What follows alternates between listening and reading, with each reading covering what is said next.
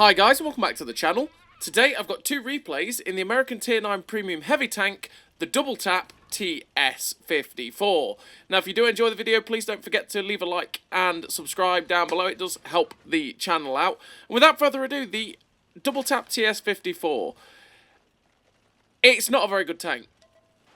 No sugarcoating. I really don't enjoy this tank. I really don't think it's that good of a tank. I really think it struggles a hell of a lot at Tier 9. And to pull out a really nice game in it, you've really got to fight tooth and nail to get anything out of it. It's just a little bit sad.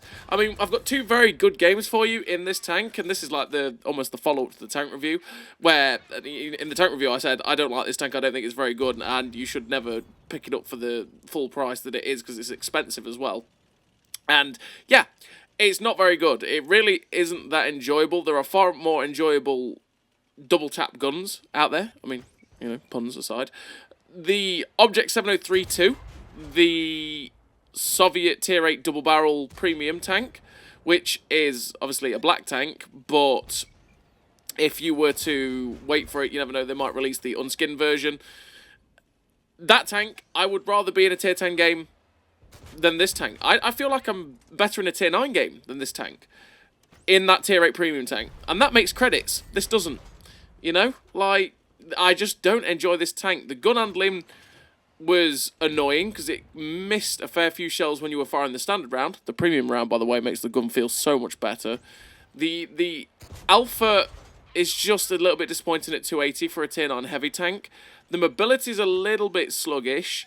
The armour on it, the turret armour is pretty good, but the hull armour is not the best. It doesn't mean you can't bounce anything, as you've just seen with bounce on it, but yeah, on the whole, I just don't enjoy this tank whatsoever, and I really don't think it's that good of a tank to play. And I think there are, like I say, way better Tier 9s out there that you could pick up, and especially for spending money on it, there are far better pickups. And like I say, even the 7032, the Tier 8 Premium double barrel, if you were thinking of a double barrel premium, makes silver, and I would much rather be in a Tier 10 game than this thing, even though obviously it's a Tier 9, you get the point. This tank genuinely feels like it's a Tier 8 at Tier 9, and it just doesn't cope with it that well, really, at all.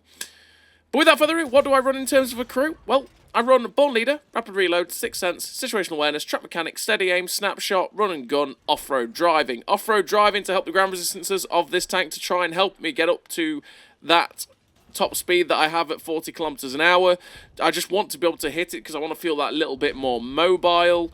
I run the gun perks because, like I say, the gun handling on this tank can feel really annoying. You do have 0.36 accuracy, which is getting to the derpier side of things once you're above that 0.35 accuracy, and that's why I want to help it out as much as possible. You do have very good accuracy during turret rotation with 0.65, which is fantastic, but I still want to help it out a little bit more with the snapshot on that. But that's what I say, because the gun just feels that little bit derpy and a little bit frustrating in that regard. And then in terms of the equipment, I run vents, the gun stabilizer, and optics. Optics to be able to help myself spot in this tank, because it does only have 390 meters view range, so I want to make it so that the view range is as good as possible, so I can at least try and spot for myself, get some assistance. And when you get those maps like Prokhorovka, when you can use the really nice gun depression that this tank has at 8 degrees, you can go hull down, spot out, and then get loads of assistance.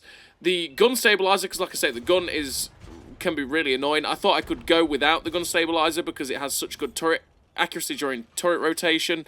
But yeah, I found that the gun was still just extremely derpy. It's like I say, the gun really frustrated me, so I really have tried to help it out.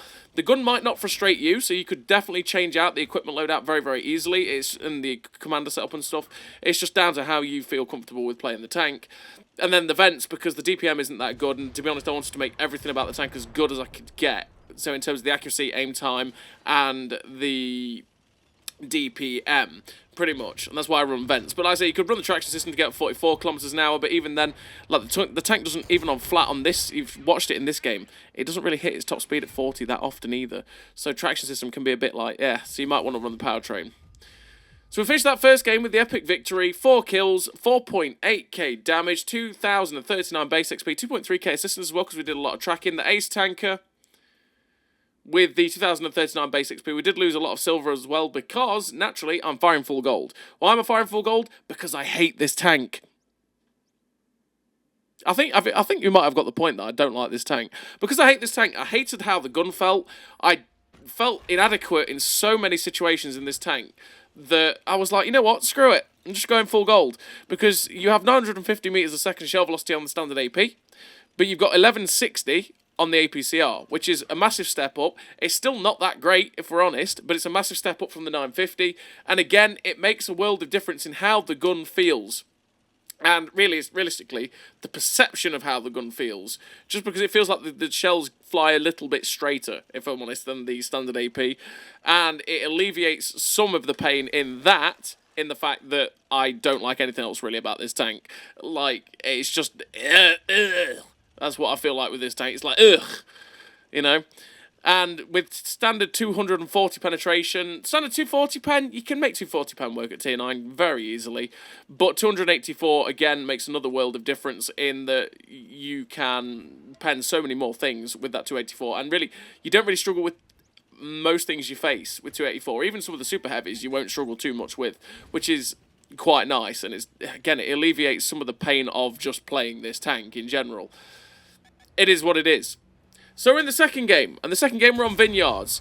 We go for the double barrel to start off with, and we bounce the T10 off our turret, 'cause like I say, the turret armor is pretty good. It does have two little bits that stick out on the turret that can be penned, but people have to know about it and hit it. But yeah, the turret armor can be a godsend, really, for the tank in a hull down situation. But here you're seeing where the reload can feel quite nice in the fact that you can permatrack people. Just like this. We've damaged the Amarak of that T10, can we blow it? No. When you damage someone's Amarak and then you've got the ability to shoot them in the same spot, it can be beautiful. But this T10... Oh, there we go. There it goes. Amarak acquired. Yeah. When you have someone permatracked like that, it is a beautiful time. And that T10 is why you want to take Trap Mechanic, especially on your heavy tanks. Because if he had Trap Mechanic, there's a possibility we wouldn't have permatracked him there. And he would have been able to get his tracks back on and get out of dodge. You really want to take Trap Mechanics on your heavy tank if you can. Because, yeah, you don't want to get into that sort of situation. But this thing does have that sort of reload that you can do that. And that is the one thing that is nice about the tank as well, is the fact that you do feel like you're not out of the fight for all that long. Because you are firing on reload very, very quickly all of the time. It's just that a lot of the tanks you're facing, you're going to struggle to keep up with their DPM, even with the fact that you are firing all the time, right? But if you're facing tier 9s and 10s, which you're going to be doing a lot of the time in a in a tier 9, you may feel like you're firing a lot, but you're like, oh, I've done like 740 damage, and in the same amount of time, they've probably taken 800 to 1,000 of your hit points. You catch my drift? Like, that's just the way it is. It's all about perception, really. But, yeah, we've managed to get 4.7k damage, though, in a fair blitz of time here. We're up to 5k damage now with a kill, and we are taking advantage of the fact that we are pretty damn nicely top tier. And that is the benefit of this game for us at the minute, is the fact that we are really good on the matchmaking, and we're making the most of it, which is what you should do when you do get this kind of matchmaking. If you don't make the most of the matchmaking, then what are you doing? What are you doing? You know? We try and get the shot into the UDES 16 on the move, but unfortunately the shot whiffs, but it wasn't very well aimed, so it was never going to hit. The UDES 16 gets shut down by the Draugen. It's 9-7, so at the minute, the split is still fairly even. We're trying to get into position to see if we can get shots at the double tap if he was to poke out. The Minotaur in the middle gets shut down by the 704, and we're just trying to squeeze the mobility so that we can get somewhere near the enemy team so we can just get some more damage. Because their team feels like they're starting to crumble at this point. But there's the Conway. We go for the double tap into the Conway because I feel like he might end up just blowing up because we've got a lot of heavy tanks around us.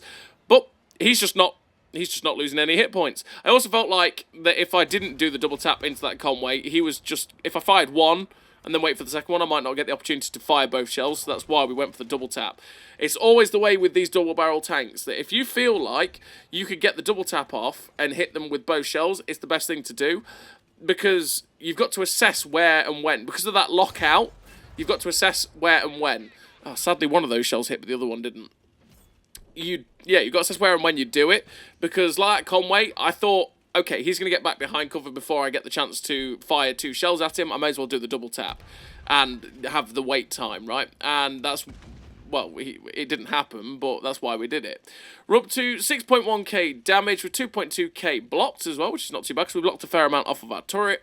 And we're going after the last 2 tanks alive. The medium tank, which is the Leopard at J1, is I'm just not looking at. And we know the other heavy tank, which was a Nomad, is somewhere over here.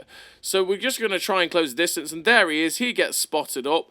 We see the Nomad. We're thinking, do I go for the double tap? No, you know what? I feel like I can get both shells in here before he manages to get away, and that way we'll keep our DPM. We won't have the problem of having the lockout. We get 2 shells into him, but before we manage to reload and get the next shot in, he manages to get away and get shut down by the 704. And we finish the game with a really nice total again for the double tap TS54. We finish the game with the victory. 3 kills, 6.7k damage, 381 assistance, ace tank of the high caliber, again 35k lost because we fired full gold because I hate this tank, 1855 base XP. A really nice game there for the double tap. Is it worth picking up? Absolutely not. Don't pick it up, especially not for the price tag, because it's 14,000 gold. That is a lot of money for a tank that doesn't make you money and is really frustrating to play a lot of the time. And yeah, it is what it is. So, as always everybody, thank you very much for watching. I'll see you next time.